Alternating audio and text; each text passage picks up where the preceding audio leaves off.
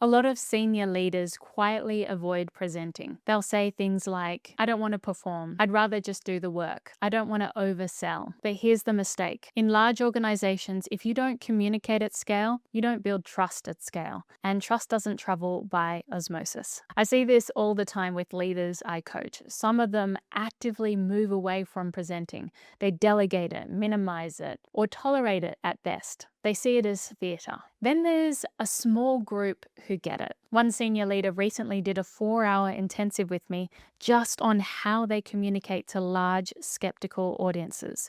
Not to hype, not to sell, to earn credibility at scale. They understood something many leaders miss. Presenting isn't about ego, it's about reach. If people don't hear you, they fill the gap themselves.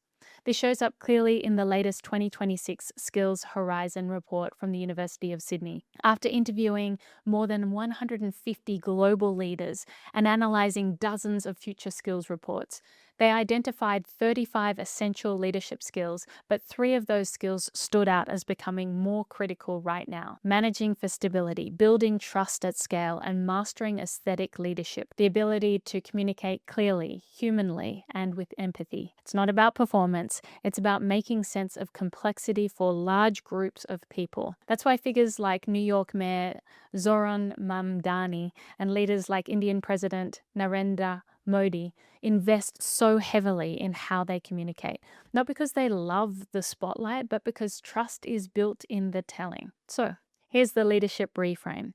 Don't think of presenting as hard-nosed selling. In reality, it's how you signal competence, create shared understanding, and earn respect from people you will never meet in person. Ask yourself this: am I building trust one conversation at a time, or am I building it at scale?